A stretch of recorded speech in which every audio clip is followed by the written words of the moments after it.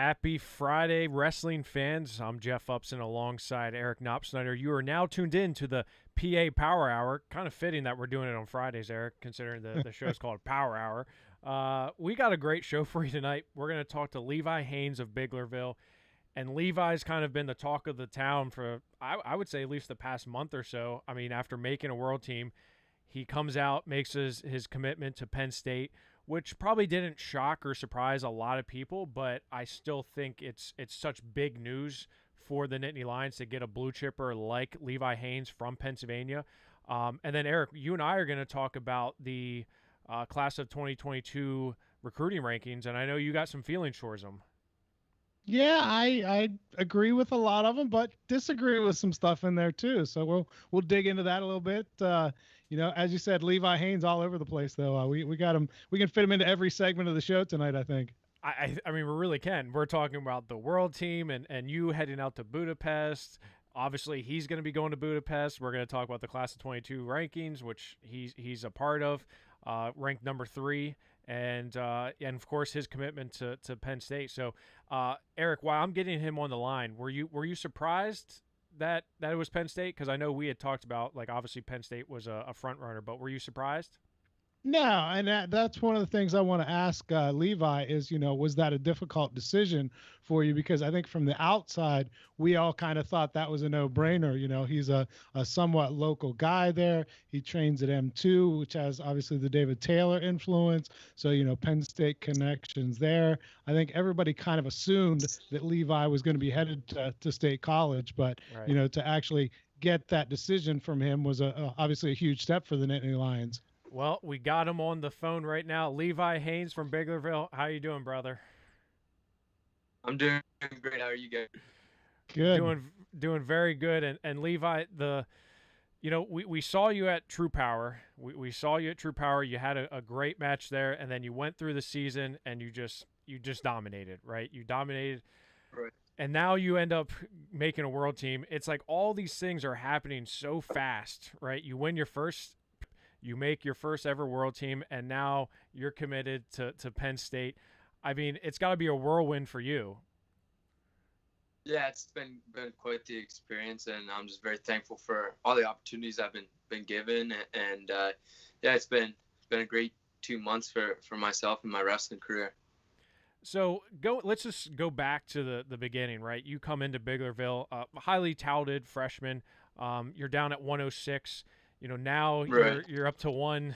I heard yesterday you were weighing like 160. That's like 184 in college. So what have you been eating? Yeah, I'm on the David Taylor diet, man. Get big. So your career thus far, right? You've been in some pretty loaded brackets, right? You had Sheldon Seymour in the finals. You had Ryan Krokum clearly in the finals, and you've been right there. But this was your first time getting over that hump. And how important was it for you coming into this season, a season that we weren't sure if we were actually going to have or not, for you to come away with that state title after finishing as a runner-up twice before that? I don't think it was super important. It's definitely something that I had wanted to achieve. Nobody likes to get second place, but unfortunately, in every tournament, there's going to be a second place guy. And I'm not upset that I got second place at the state tournament twice. I can't complain.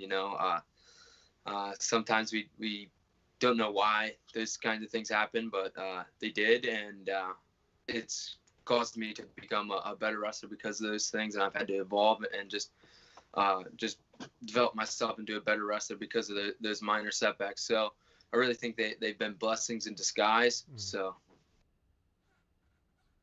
Levi, you went on then, as we talked about, to make the world team. What was your confidence level like going into Wisconsin there and trying to make a world team? Yeah, I was very confident going in. I knew I was going to be a smaller guy in the weight, but I just knew with my ability to keep wrestling that I was never going to be out of any match. And so I was just going in there focused on what I could control, and I went in there and scored as many points as I could. So it was, it's definitely very confident going into the tournament and put together a performance to get myself the world team spot. So it was an awesome weekend. You put me through a lot, Levi, because I had a trip to Budapest riding on that finals. What was that like? That wild sequence of events that was going on in your finals matches. Yeah, it was definitely wild, but it was just had to keep myself under control, and I knew that I was at a significant advantage going into the third match just because he had wrestled a lot of matches, and I had also wrestled a lot of matches, but I just knew that conditioning wise I was going to be a little bit better, and it's just nice to have David there and Mark, who's also had coached a lot of guys who have wrestled 2 out of 3s, and so it was a new experience, but it was a great experience. I'm almost glad it happened that way, just to get that little experience. Some crazy calls, but can't leave it in the hands of the ref. So if I would have scored more points, we wouldn't have had to wrestle a third match. So. And like you said, you mentioned having those guys in your corner. I mean, what's it like to have a world champion, an Olympian, coaching you and giving you that advice as you go to the break or, between matches or just the whole event? Yeah, it's really neat. But I think more importantly is he's a great coach. He's got awesome accolades, but he's also a great coach. And the other M2 coaches are fantastic as well. And I think just the experience that they have, and they wrestle so often, and they have competed at high levels that they're just very familiar with it, and they can help you so much through the process there. So I'm very fortunate to have those guys, and I'm very thankful that they were there to coach me through the tournament. And Levi, you had talked about potentially, being a smaller guy in the bracket, and you were coming up a little bit in weight, considering you were in your junior year just a short while ago, and right. What was the thought process there? Were you just saying, hey, I'm getting bigger, my body's growing, I want to go up and not have to cut weight to compete at this weight class? Yeah, so the way UWW's is the weight classes are so spread apart. Mm-hmm. So it was, I think it's 65 kilos is the weight class below me, which is like 143 pounds. So that would have been a pretty large cut for me because I was at like 152, and I'm not a fan of cutting weight. And I knew I'd be able to compete back-to-back days much better if I was just enjoying myself in wrestling. So I just ultimately decided that I was going to eat a lot of food, lift, and go up in weight. So yeah, that's ultimately why I decided to go up, and it just is what it is. Sometimes that's the way it works out, because there's sometimes you get split by weight classes and you have to decide if you're going to go down and be tough or go up and be tough. Right. You're absolutely right. I mean, we see that on the senior level, right, with the Olympics and the weight classes there, and you have, Kyle Date coming down, David Taylor going up. So, I mean, you're just kind of doing it a little bit earlier, right? Yeah. So let's talk about the big news, right? You just recently committed to Penn State, and Eric and I were talking before we brought you on and saying, I don't think a lot of people were surprised by that just because of that connection with you and David, but I think, me personally, I thought you probably explored all your options. In my opinion, that was probably, something you did just in talking to you over the years. And talk us through that process, especially with being a recruit during the times of COVID, the dead period, all those different things. One, how difficult was it? And two, what made you decide at this time that it was the right time to make that announcement? Yeah, so the recruiting is definitely a lot more tough. A lot of it is done over the phone now or over Zoom calls, just because you're not allowed to really go and visit campuses like directed by coaches. And you can go on like visits there and you just can't really talk to anyone, but it's kind of, I don't think it's the same experience. So a lot of it is done over the phone, and it was definitely challenging. But myself, just looking at all the programs at Penn State, I was a great fit for the program, and I weighed Penn State against all the other programs I've been looking at, and it was just a significant standout to me. And once I figured it out and I kind of looked at all the options, I was like, why go anywhere else? They got everything I need right there. So that's when I decided, I was like, I'm going to go there. What other schools were you looking at, Levi? I looked into Purdue, Rutgers, Lehigh, Penn, And those are the main ones. There's a few others, and NC State I looked at as well. So yeah, and I mean the recruiting process has been awesome. It's a lot of fun to really kind of get to know some of those coaches a little bit better, and that they're showing interest in you is a really neat process. The fact that Penn State, I'm sure you've been to matches there, you've been around the program. Whenever it is this situation in COVID where you can't go to these other places too easily, did that make it an even easier decision where you know what you're getting with Penn State and you're already familiar with that end of it? Yeah, it definitely made it easier because I'm there quite often, and during the summer I stay up there for pretty lengthy amounts of time, so I know the area a little bit, and I really love the area up there. So yeah, that definitely helped in the decision. And how influential was your dad and your uncle, because they have quite an extensive history up that way. What was it like having two guys in your corner that know the road and kind of paved the way for you a little bit? Yeah, it's been neat. But they've both always told me, go where you want to go. Don't let us influence you at all. And they've been very supportive over that. And they've definitely done some great things in the program at Lock Haven. And I did look at Lock Haven, but ultimately I just decided Penn State was a little bit better of a fit for me. And I know that they're happy no matter where I go. And Levi, going into this summer, your summer is now kind of switched gears to training freestyle extensively and making, that world team. Talk about that excitement level for you. Have you ever been out of the country before? And what's it going to be like for you going over to Hungary to compete at the highest level you've ever competed in? Right. Yeah, it is really awesome, man. And I've never been out of the country before. If it wasn't for wrestling, I don't think I would have ever been off the East Coast. So, but I've been to Fargo. I've been to San Diego, California to wrestle. Florida. So I've been all over the United States to wrestle, and wrestling's just given me so many opportunities to travel, and it's just awesome what the sport has offered me. So yeah, I'm definitely excited to go overseas and represent the United States at the World Championships, and can't get here soon enough. Training's going great, really enjoying it, and so yeah, a lot of great memories already made, and a lot more to come. Well, you nearly gave Eric a heart attack, because I told him, I said, if Pennsylvania gets 3 guys or girls on the world team, we would send him over to Budapest, and you are the last one. So we were texting the whole time through, and he's like, oh my gosh, the challenge brick, oh my gosh, is that a takedown? And he's freaking out, because he's like, I mean, he was always a fan of Levi Haines, don't get me wrong, but he was really a fan of you on that day, because he was like, much bigger fan that day. Right. So Eric's going to be there. He's going to be covering the World Championships for PA Power Wrestling, and so hopefully he won't bother you too much over there, because I know you got to focus. But we're just excited to kind of see you in that environment, and bring back some memories to Pennsylvania and the nation from you over in Hungary. So we're just really looking forward to it. Like you said, it can't come here soon enough. Yeah, absolutely. I'm excited that you guys get to come over and kind of broadcast it out to Pennsylvania wrestling. That's awesome. Absolutely. All from Biglerville, PA, man, right? You put in Biglerville on the map of the world, right? That's gonna be pretty cool. Oh my. Yeah. It's not a super big place, but there's a lot of great people here. Love it. Absolutely. Well, Levi, we appreciate you taking the time out to talk to us tonight. We wish you the best of luck, obviously, moving forward in your academics and athletics, and we really can't wait to see you over in Budapest. So again, thank you for taking the time out and talking to us tonight.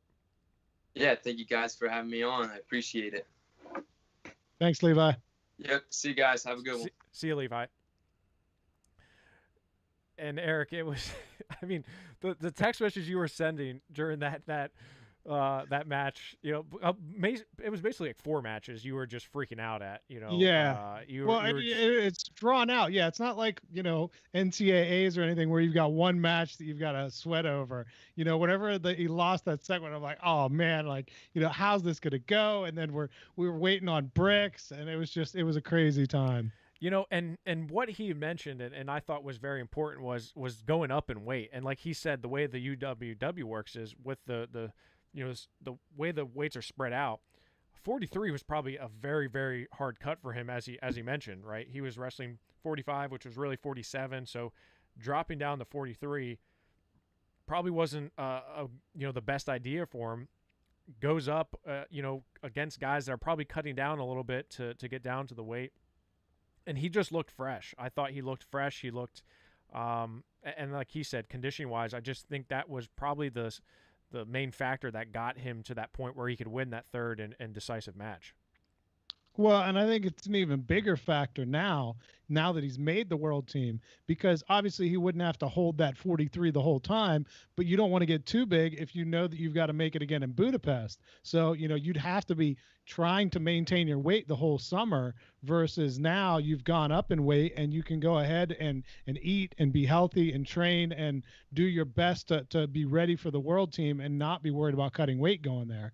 Well, I read an article that said he was planning on wrestling 74 or 84 in college.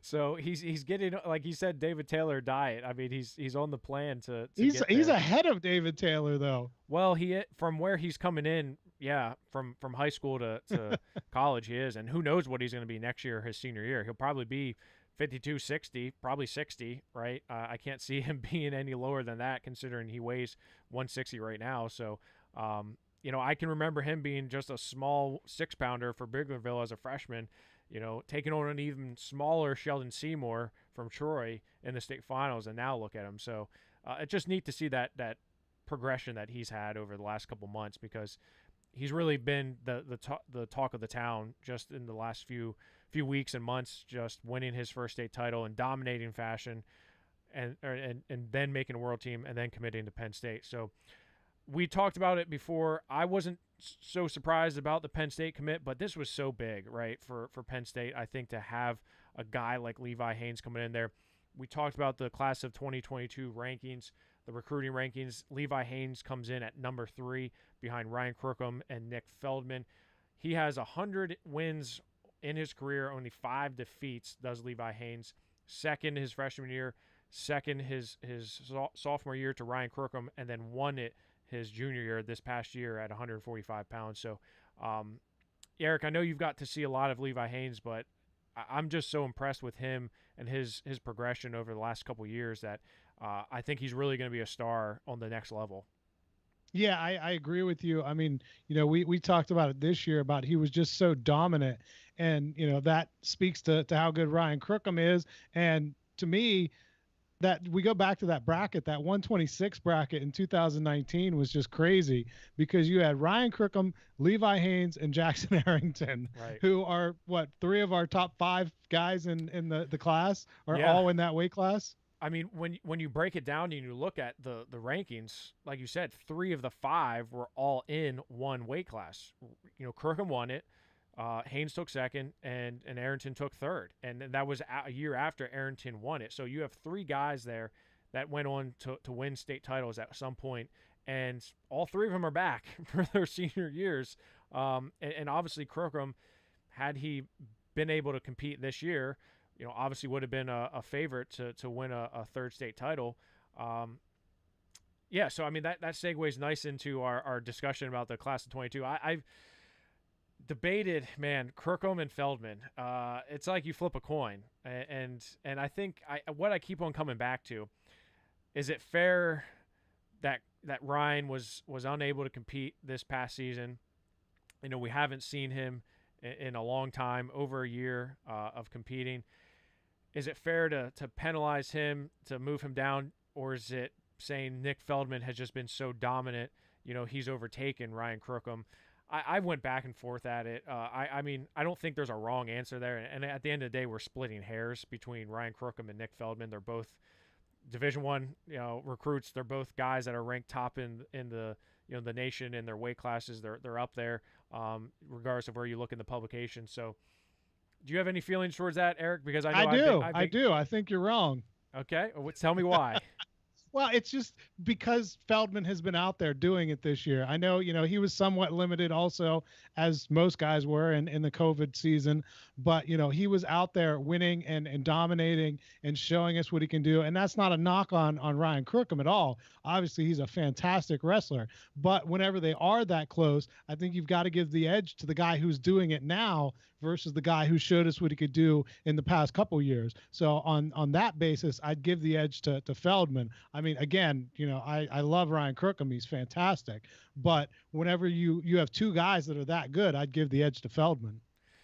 Yeah, I mean, agree to disagree. I think you have to look at body of work, right? This is in my opinion, it's not based off of the last year. It's based off of that whole body of work. And like you said, Ryan won the weight class with Levi Haines and Jackson Arrington. That alone, I mean, let's not forget he won the Super 32 as an 8th grader. So who's number 4 on the list though? Is Dayton Pitzer. And what did he do against Feldman? He lost to him. Yeah. So Feldman is also dominating a top 5 guy. I mean, absolutely he is. Listen, others were close. I'm talking about dominating a top 5 guy. Agree with you. That's I'm not arguing the fact that Feldman was on a different level this year. All I'm saying is we can't just again the way this is the recruiting rankings, not necessarily pound for pound, but we're saying recruiting rankings. These guys are the ones that are. Ryan Krokum is a guy that every single Division I program wants on the team, as is Nick Feldman. All I'm saying is, I don't know. I don't know if it's fair to say to Ryan, because you didn't wrestle this past year, we're going to discount everything and say that you're moving down in the rankings, not because he wanted to, but just because he was injured. And the situation at Notre Dame Green Pond to now Saucon Valley, there's a lot of things that are going on behind the scenes there, and I think it's just unfortunate that we weren't able to see him this year for multiple reasons. But again, we're splitting hairs here. I mean, you can't. I mean, if I would have said, that's the fun part of this show, isn't it? Is that whenever we get to argue a little bit. Well, sure. I mean, as long as it's not politics, I'm fine with it. So we got Ryan Krokum number 1, Nick Feldman 2. You look at career records. Nick Feldman 119-17. His freshman year, he took some lumps, but he was wrestling up at 52 for most of that year. Ryan Krokum 99-3. A guy who has been a household name ever since winning. Just like Mason Gibson. Mason Gibson winning the Super 32 as an 8th grader was precluded by Ryan Krokum winning the Super 32 as an 8th grader. So again, I just look at him and say I think he's going to come back with a vengeance, in my opinion. Levi Haines, who we just talked to, number 3. Now, do you think Levi Haines could be up in the number 2 spot, Eric? I mean, what do you think? It's hard for me to say that Krokum should drop that far. I mean, I guess if you're, it depends how you weigh this past year. How much do you ding him for not being able to compete this past year? I think if it were me, I'd probably go Feldman 1, Krokum 2, Haines 3. Okay. Are you good with Pitzer 4, Jackson Arrington 5? Yeah, I mean, I don't know. It's hard to judge. Obviously I see Jackson Arrington a lot, and he's just phenomenal. And again, that the fact that his loss last year that kept him from winning a state title potentially was Levi Haines and/or Ryan Krokum. So that's pretty good company. He could easily be a 3-time state champion right now. But yeah, you could say the same about Pitzer, because Pitzer lost a year to injury. So yeah, I don't know. I'm not gonna quibble with you on that. I think Pitzer, Arrington are pretty comparable there. So yeah, and I like the word quibble. You're not going to quibble with me on that. And Pitzer was kind of, like you said, similar boat, where he lost a year due to an injury. He could be coming into this as a 3-time state champion, right? Already a 2-time state champion, 85-3. But obviously with Feldman having those 2 wins over him, it makes a very good case for Nick to be number 1. And I don't know if Pitzer is a 3-timer, maybe we put him over, over Haines, Jackson Arrington. So Jackson Arrington just switched gears this year. I would say this year was completely different than his freshman year. And now you look at head-to-head. I don't know what your opinions are on head-to-head here, but head-to-head, Jackson Arrington has losses to Finn Solomon, right? But that's at a different weight class in a different year. Jackson Arrington is, I think there's no doubt he's top 5 in the state in the class of 22. Yeah, I think he's, as you said, he's on a different level now than he was in previous years. Something just looked different from the first time we saw Jackson Arrington this season. So, as I mentioned, Finn Solomon, he has a 5-2 win and a 11-3 win, both at the same tournament, the King of the Mountain tournament back in, I believe that was 2018-19 it was. So, I mean, you look at Finn Solomon, he was second, right, as a freshman, losing to HR, did not qualify for the state tournament as a sophomore, then wins it this year as a junior. Max Stout, another one where you're like, where do we, we have 3 guys here that really kind of throw wrenches into it. You have Ryan Krokum, Dayton Pitzer having been injured, and Max Stout losing this year due to an injury. And Max Stout has a loss to Caden Rogers, and Caden Rogers is at 17. So a lot of people are saying, well, why isn't Caden Rogers higher? And he very well could be. National Prep 6th, 3rd, 1st. That was before he came from Penn Manor. So I don't know. Again, you look at the top 15 here, and you're saying, man, these are all really tough guys. Again, I look at, and I'll just explain this to you and the listeners, is when I look at the class of 22 rankings and all recruiting rankings, I'm looking at body of work. I'm looking at those past 3 years. And obviously this past season is a little bit more important than the season before that and the season before that. You're looking at off-season things like freestyle. Levi Haines making a world team obviously makes him a little bit higher up than others. Eric Gibson, doesn't make a state finals in his career, and he's coming in at number 10. And I know you got some feelings on that. Colton Deary, on the other hand, wins 2 national prep titles after finishing 8th in the state in the PIAA.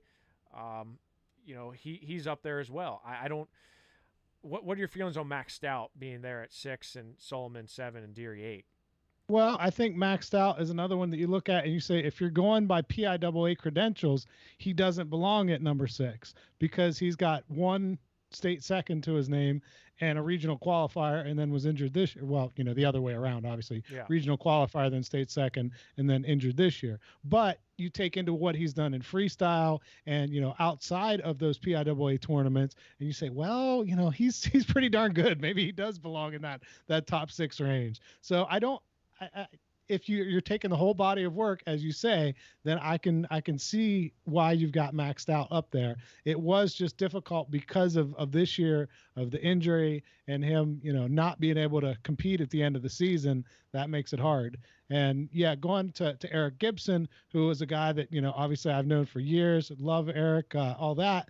But man, you look at it and you say, okay, state 3rd in 19, 6th after a couple of defaults in 20, and then ineligible to wrestle the postseason this year. You're like, man, if you're just looking at that, it's hard to say, yeah, he belongs as a top 10 guy. Now, my big complaint that I texted you about earlier is Colby Franklin.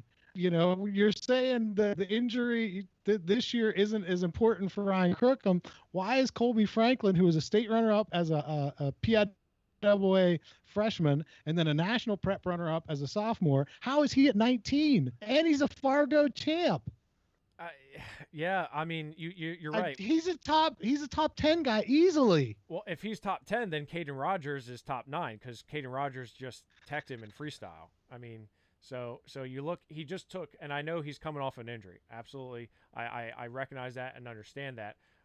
However, Colby Franklin took 2 losses this past weekend at the Northeast Regionals. He took 4th at 195 pounds, lost to Caden Rogers 11-1. So in my opinion, I think I just don't think, and maybe it is the fact that he was injured and we haven't been able to see why him in seminary. Maybe it's a symptom of the fact that seminary was not able to wrestle much. But he'd be better off if he didn't wrestle and was just injured. He would be up higher in the rankings. No, Yeah, I mean, I guess potentially you could say that. Unfortunately, I think these other guys have overtaken him, and I just think that body of work wise, um, I don't know if I've seen Colby being a runner up in the state finals as a freshman. You're thinking, okay, this guy's going to be unstoppable heading forward, and I just don't know if I've seen the unstoppableness from him. After that freshman campaign at St. Joe's Academy before he goes to Wyoming Seminary, I think you can make an argument for sure. He's probably a little bit too low. I don't discount that he probably should be higher up. But I just think these other guys, like Van D, I think made jumps. I thought Jack Waymeyer made really big jumps. Yes. Briar Priest, Waymeyer obviously, agree on. You look at Briar Priest. I think he made jumps. He won a very deep bracket, right? I just look at those things, and Caden Rogers, again, if you go head to head, sure, Caden Rogers should be up there because he beat Maxed Out. So you're saying, well, why isn't he up against, higher up than Maxed Out if you're going head to head because he beat Colby Franklin? And to be honest, it's just, I mean, those are just things that I've seen all these guys wrestle for the past 3 years extensively. Whether that's Iron Man, whether that's Powerade, whether that's Beast of the East, Escape the Rock, you name it, state tournament. I've seen kind of the progression of these guys. And, Eric Gibson, I thought coming into this, and to be honest, I thought Eric Gibson, if you would have asked me 2 years ago after he won the Surge and after he had a pretty good PIAA tournament, I would have said he's probably going to be top 3 in the state of the class of 22. I just think he's, let's not forget, he beat 2 state champions this year, right? He beat Grant McKay this year. He beat AJ Corrado this year. So, unfortunately, yeah, he wasn't able to compete. And that injury, he had a very bad loss in the state semifinals. We all thought it was going to be a McClanahan-Gibson finals for the 3rd week in a row. Everyone thought that. And we thought that match was a toss-up, right? He has a bad match, and I'm not discounting that. I'm not discounting the fact that he did lose. Again, overall, I think Eric Gibson is no doubt top 10 body of work-wise. I mean, the kid wrestles everybody anytime. I just think he's I think we're going to see the cream rise to the top eventually with Eric. Yeah, and obviously a difficult situation this year where he wasn't able to wrestle the postseason, only got 2 tournaments in, looked really solid in those, as you said, got some really good wins. But, it's difficult when you don't get to see that the postseason and how he would have done. He looked phenomenal most of the time that we saw him this year. I mean, yeah, I thought he looked really good, and I know that match against McKay was a big one for him. And the 2 matches that he had against AJ Corrado were both pretty impressive matches that he had. I think you have like Jack Waymeyer. I think there's an argument he should be higher because he won a national prep title this year in a loaded weight class, 182. Right, he wins a Powerade title at a weight where he beats his teammate Caden Rogers and finishes ahead of Maxed Out. So you're like, well, what the heck? Well, I mean, Maxed Out did beat him at True Power. Jack, though, has some incredible wins against nationally ranked guys. Body of work, he was 8th as a freshman, 6th as a sophomore. I don't know. I mean, again, there's a lot of variables. There's a lot of, I pity the man who wants to try to do this. Because it's not easy. It's not easy to do when you're looking at all the different, you're trying to look at consistency. You're looking at off-season things. You're looking at freestyle. You're looking at those big matches and seeing those head-to-head matches. And a lot of it's a gut feeling. I mean, again, I'm not saying I'm the expert, but I'm pretty darn near in the state of Pennsylvania. And just you can go ahead and say it. You're the expert, Jeff. No, doesn't mean I can't argue with you, but you're the absolutely expert. Can. Eric, you can argue with me all day. I love it. Mark Billett says that this is, he says if you don't argue on the show, ain't nobody gonna listen. So I would agree with him in that sense. Like we got to spice it up a little bit. If you look at the commitments that have come in thus far, and now there's not nearly as many as we're used to in years past, and primarily that's due to the NCAA dead period still being in effect until June 1st. Lehigh for Ryan Krokum, that was early. Nick Feldman to Ohio State. That's huge because he's kind of a mini Kyle Snyder, everyone says, and man, he's going to be a force. Penn State for Levi Haines. Dayton Pitzer, undecided. NC State for Jackson Arrington, maxed out, undecided. Finn Solomon, NC State. Colton Dearly, Maryland for both football and wrestling. Eric Gibson, Cornell. Jack Waymeyer, Columbia. Kletos, Rutgers. And Briar Priest, Pittsburgh. Jared Kessler, Pittsburgh. So those were the big ones that you had in the top 20. Now, you look at the unknowns. Dayton Pitzer, he's a Waller kid. I'm trying to think of where he may land. I know he's a pretty intelligent young man. So is he looking at potentially an Ivy League? Is he looking at in state somewhere? I'm not sure 100%, but I think he's again a guy who is going to be a monster 197 pounder in college, and then maxed out, right? Luke Stout's at Princeton. Older brother Kellen went to Pitt. Where's Matt gonna go? Dad went to Clarion. Dad went to Clarion, right? There's a lot of ties there, right? I mean, and Levi mentioned that his dad and his uncle went to Lock Haven. You look at the connections. Eric Gibson committed to Cornell, and I know he had a really good relationship with Gabe Dean. Gabe Dean's no longer at Cornell. Does that change things for him? Does that reopen up his recruiting process? I'm not sure. I'm not going to speak on that because I don't know. And then Van D. Van D's, I think, a guy he's just a brawler, man. I can remember when Van D won the Surge against Nick Allison, and he was just, it was like he won the state tournament. And he's just constantly chipping away, and been in the mix. And then, I was happy to see him finally get over that hump this year, but especially after finishing second to Vinny Kilkiri in a wild match. So there's some guys here that I think can make some serious impact overall, Eric. Yeah, absolutely. And as you said, you talked a little bit about the dead period. The other thing that I think makes this just such a difficult year for recruiting is the free year rule from the NCAA. I can't imagine being a coach this year in any sport and trying to figure out, okay, I've got 10 seniors. How many of these athletes are coming back for softball or soccer or wrestling or whatever? You're looking at it and you're like, all right, we got to figure out who's coming back, who's not, where we stand scholarship wise, how that affects the lineup.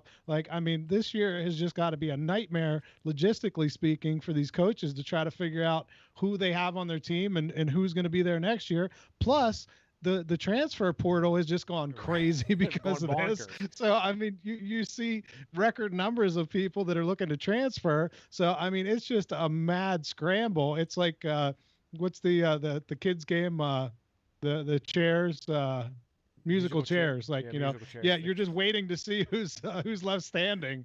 It's crazy. Eric, we won't talk about your experience with chairs because we almost lost you in a chair at Hershey. So I know you're not playing any musical chairs for your free time, considering one almost took you out. There's a lot of things going on with that. You have a log jam, right? And so many wrestlers are gray shirting because of that. I can think of a handful of wrestlers, Caden Cassidy, Mason Spears.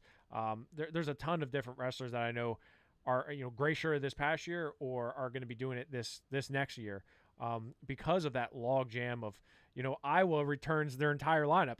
Mikey Kemmer's 38, and he's Spencer Lee's not on the roster. No, he's back. He's on the roster now. Oh, he's on the roster again. Okay, yeah, don't worry. We sorted it out. Was that an oversight? What happened? You got to give us the inside story, Jeff. No inside story. It was an oversight. He's easily forgettable, I guess. Yeah, you just forgot Spencer Lee on your roster. Come on. Apparently. Listen, it's conspiracy theories. That wouldn't happen. I heard Penn State Dyson. I heard Penn State hacked the server or something. I heard a lot of different tell Dyson that a Pennsylvania school would not forget a 3-time NCAA champ. I don't know who this person is you speak of. You said his name's Dyson? You just excommunicated him. I didn't excommunicate him. I just haven't talked to him in 2 months. I know he's busy. He's got friends, but I thought I was just in high school. He's got a girlfriend. He's got a job. What about me? I'm cool. I'm hip. I'm hop. Eric, you on the other hand, I get it, but Wow. I'm sorry. I had to get it in there for us quibbling. I mean, I think a variety of things are playing into this lack of commitments, like you said, dead period, but also coaches not knowing how much scholarship money they're going to have, et cetera, et cetera. Right? There's a lot of different things, which it's going to be a domino effect for several years. We're going to see this reverberate kind of through for the next couple years, maybe more, because of COVID, because of everything that's happened due to it. So it's unfortunate, right? But it's also exciting to see where these wrestlers are going to end up. And again, you look back at past recruiting rankings, Chance Marsteller, Penn State, Oklahoma State, ends career at Lock Haven, Vincenzo Joseph, and Jason Nolf, two guys that were high up there, and look where they ended their careers. Zane Rutherford, Spencer Lee, obviously. There's so many guys that you look at and you're like, man, this decision could change the landscape of college wrestling. I think this year, especially when you look at 2022, I think a lot of these guys, and I know some folks said, the class of 22 is not that great. I think it is. I think there's a lot of really good talent here. You may not see the guys with the state one or national prep one next to their name, but I think these are guys that are going to make some impact on the Division One and Division Two, wherever they end up, wherever they go. I think you're going to have some impact. Absolutely, especially at the top there. I mean, those top couple, Krokum, Feldman, Haines. I mean, those are all impact guys at the college level. But one thing that you mentioned when we were talking about the transfer portal, it reminded me we also got to talk about Garcia in the transfer portal. Yeah. So a Michigan guy, and the question there with him being in the portal is he looking to transfer for football, for wrestling, or for both? Because Michigan, obviously he had intentions of doing both wrestling and football. He was a big time football player. I don't know where he's where he stands now with trying to play football and in the NCAA, or is it just, hey, let's focus on wrestling? I'm not sure. What are your thoughts, Eric? I don't know. I honestly I didn't see. Did he get any playing time? Do you know in football this season at Michigan? No, he didn't. No. So I mean, and I don't know. Is that the emphasis or the impetus for this, that he's looking to transfer because of the football situation and he wasn't getting the playing time? I mean, it's hard to argue with a guy that talented to say that, yeah, you should definitely wrestle whenever football obviously it's a lot easier to get a full scholarship in football because the NCAA Division I requires full scholarships. You're not splitting scholarships there in FCS or FBS. And, then you're looking at also the life after football, that if you can make a name for yourself and get into the pros, it's a lot easier to make a big paycheck playing football than it is to make any kind of money wrestling. So, it's hard to say, yeah, hey, you should go concentrate on wrestling if you have the opportunity to make a big splash in football. Yeah, and I just looked at Michigan's 2021 spring roster, and he is still on it, listed at 5'10", running back, 205 pounds. And he did not see action in 2020, so I'm not sure what's going to happen, because the guy is, I mean, he has, I don't know if he has the career rushing record in the state or all-purpose yards. He has a ton of records, right? Rushing touchdowns, that's what it was. I think 138, and overall touchdowns, which are 159. So I mean, the kid, he's not a kid. The guy can obviously compete on the gridiron. It's just a matter of whether he has aspirations to really focus on football and potentially make it to the NFL. If you're on a Michigan team, I know there's those NCAA commercials that say 90% of Division I athletes don't go pro, and I get that, but that's always everyone's dream. Me selfishly, I obviously want to see him wrestle. I want to see him compete. I think he would have a really big impact on a Division I program, regardless of where he goes. Well, and that his brother is not committed yet either, right? Correct. So, you got to wonder, how does that play into it? True. Wherever Gage goes, does that help you land Gavin then? So, if you're looking at bringing in one, that'd be a nice little package deal to get both of those guys. It's funny because you say the same thing with the Gibsons. I feel like, when Eric committed to Cornell, you're like, okay, this is, I don't know if you're getting a 2-for-1 deal here, but and Mason is very different than Eric. We know that, but to say the least, right? We love the Gibsons with all our hearts, but Mason's a different cat. You look at the Garcias kind of a similar way. Maybe you get Gavin and Gage potentially in the same school. Yeah, I don't know. I mean, if I'm just going off the top of my head, I'm saying Lehigh for wrestling. At Lehigh, Jarrett Lane's there. It's closer to home. I think they could use him at 197. I don't know. That's just a gut feeling.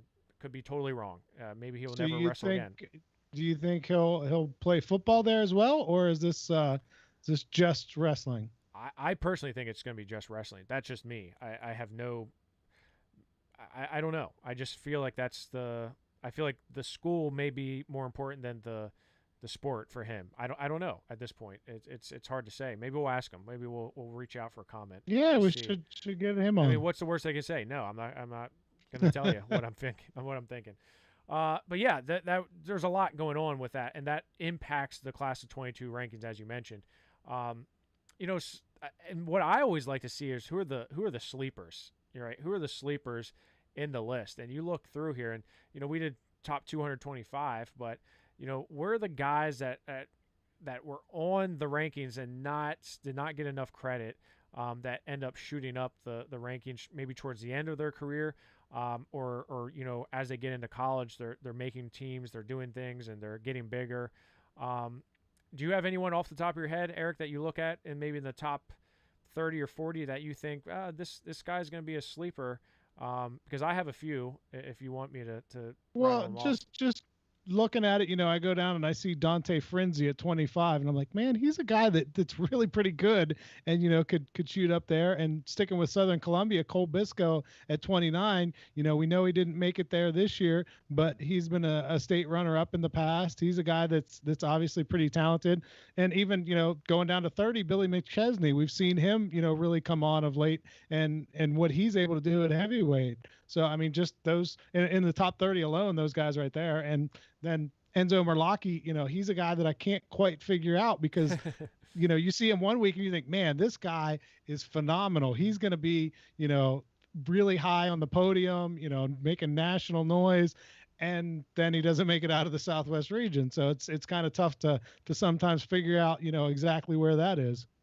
Yeah, I mean, it's funny that you said Enzo. Enzo's he's hard to get a grasp on. He's a slippery little guy, like it's hard to figure out. He took down Levi Haines in the match at the World Team Trials. He took him down and he looked good, and obviously Levi was able to rebound and end up winning that match. But Enzo just needs a full season of healthy, good wrestling. I think mentally, when he's in the zone and he is on, watch out.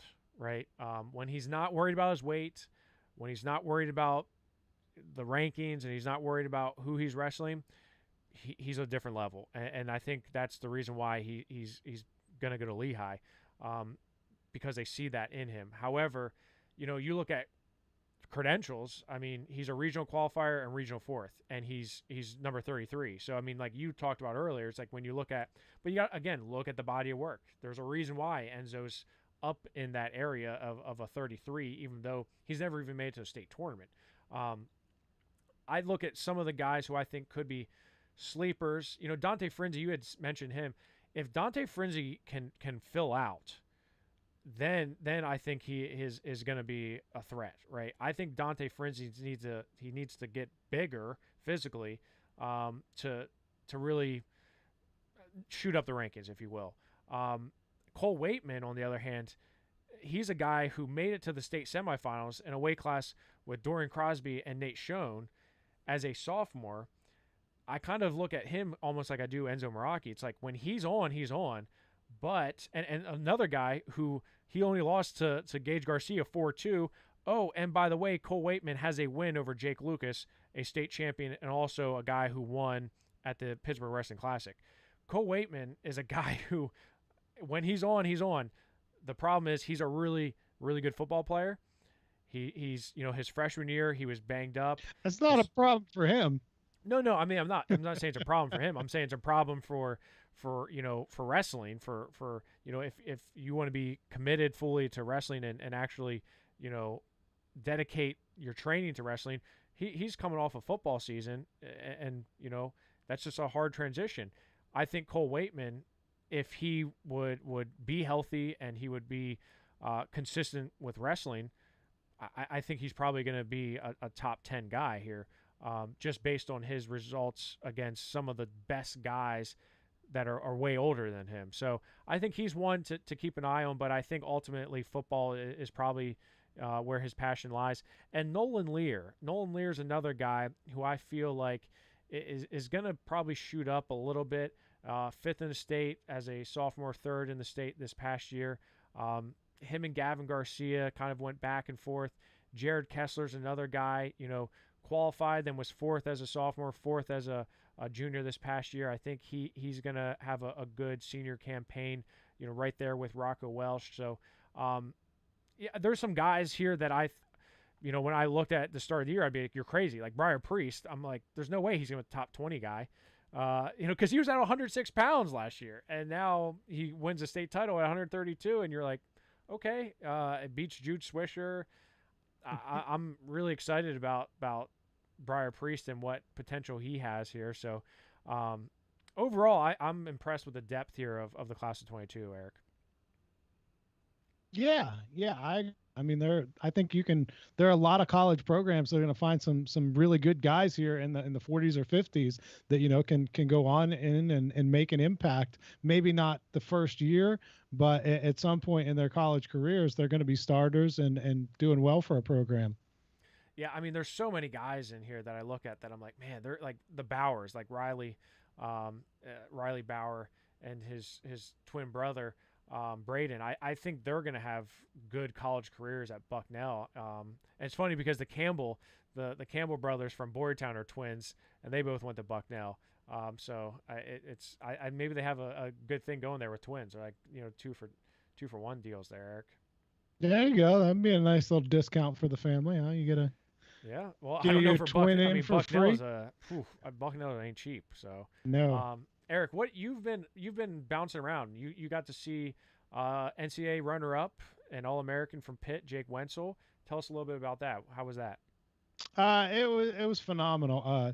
Jake is a guy that I didn't cover too much, and I talked to him once or twice, and haven't really connected with him too much since then. But he did a clinic in Berlin, my hometown, and with the Cahills there, Taylor and Tanner Cahill at the shop, and he was there. And let me tell you, Jake was just so good with these kids, because I said to him, I'm like, he's working with 6-year-old kids who they have no idea what an NCAA runner-up is. To them, he was a cool guy that was teaching them new moves, and they just loved him. He was so good with them. It was great to see.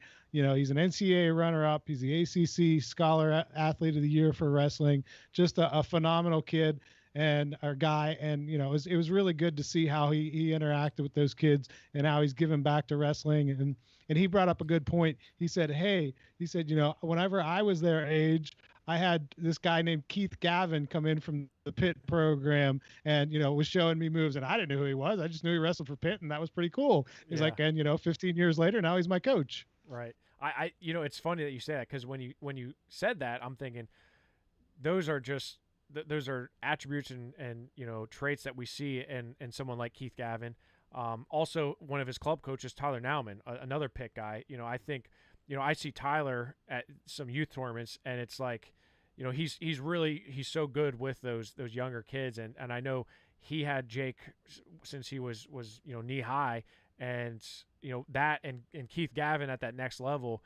It's really nice to see these guys not only do it on the mat, but also off the mat, and do it right and do it well. So it's pretty cool to see that.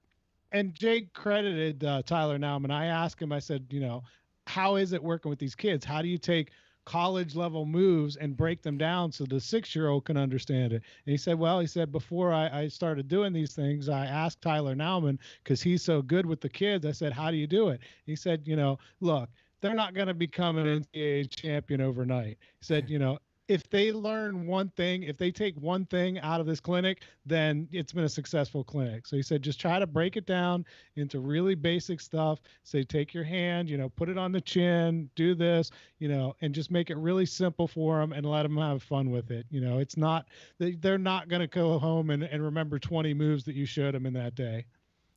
Well, someone who may remember 20 moves when they're younger is Bo Bassett, and I know Bo Bassett just recently had a camp. And Eric, there's quite a history there with world team members, and Young Guns and Jody Stripmatter and that. Tell us a little bit about that experience with Bo. Yeah, it was actually the same day. I had to rush from Johnstown back to Berlin to get between the two. But Bo Bassick did a clinic, and it was really cool at Bishop McCourt. Had about 40 kids there, I think, and I only got to stay for a little bit of it. But Jody Stripmatter was talking at the beginning, and he said years ago, he said there was this kid that went to Young Guns by the name of Nick Roberts, and of course, these kids are all 7, 8, 6 years old. They don't know the name Nick Roberts. He's like he was this really special kid. He said he made a world team, and in order to help pay the expenses to go to the world championships, he did some clinics. He said at one of these clinics there was a young kid named Spencer Lee who was in the audience and trying to soak up everything he could learn from Nick Roberts and take it and apply it to his own wrestling skills. And he did that and obviously did it really well, and he made a world team. And so Spencer Lee then started doing a couple clinics to help pay for the expenses of the travel to the world championships.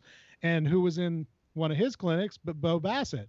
So it's this really cool lineage of Nick Roberts to Spencer Lee to Bo Bassett. And that's what Jody told the kids. He said, hey, one of you kids could be a world team member someday, here at this clinic right now. He said, you take what these guys are showing you and how they look at the sport and what they do and how they attack everything in life and doing it the right way. And you apply that to yourself and maybe one day you can be a world team member. Yeah, it helps having those real examples. Those, they're not just names; they're physically guys that you see and just thinking back to all the guys that came before them, and you think, man, I really could do this because it's. I mean, obviously, when you're a kid, everyone says, "Oh, you can be anything you want. You can do anything you want. You can be as best as you want." But when it really comes down to it, you're like, look, these are the guys who sat in the same seats and rode on the same mats that you are. And look at where they are. So it makes it real, makes that reality or that dream a reality really quick. So really nice to see that. Eric, I know you're excited for Budapest, but we got a whole lot more before that coming up, even though you got a big trip out to Vegas. So I know I got a couple trips out to Vegas. You're going to be missing the National Freestyle Duels, which are going to be streamed live on Rockfin on the PA Power channel. PA Power Wrestling is sending a team there. Luckily, I'm not coaching this time, so we actually have a good chance of winning. I'm just kidding. We had a great coach with Jesse Simcox and Dennis Condomiti. We had a great team, so really looking forward to that on Sunday, June 27th. We'll be there in Jersey, while you're out there on the craps table in Vegas, Eric. Yeah, you want me to put some money on for PA Power? See Sure. if we can win a retirement here, yeah, or at least a new career. Put it all in red. And Red. Wait, you can do that? I thought Red was the enemy. A little Cumberland Valley action there. Yeah, maybe. Yeah, okay. Yeah. I mean, you can't bet on green. There's a shame. Yeah, you can't bet on green, so you can bet on black. And Red's Flow's logo color. So yeah, you're right. Let's just go black. You're right. Let's do that. Yeah. So we got a lot coming up here, and we'll come back to you next week because we have the PAUSAW, used to be the PAWF, freestyle and Greco-Roman state tournament going on this weekend. So we'll be able to recap all that action for you next week. So keep it locked in to PA Power Wrestling. Check out our Rockfin channel on rockfin.com. Obviously follow us on Twitter at PA Power Wrestle and PA Power Wrestling on Facebook and Instagram. Eric, it was great having you here tonight. Levi Haines, appreciate him stopping by to talk about his commitment to Penn State and making the world team. And until next time, wrestling fans, you know what to do. Keep it classy. We'll talk to you real soon.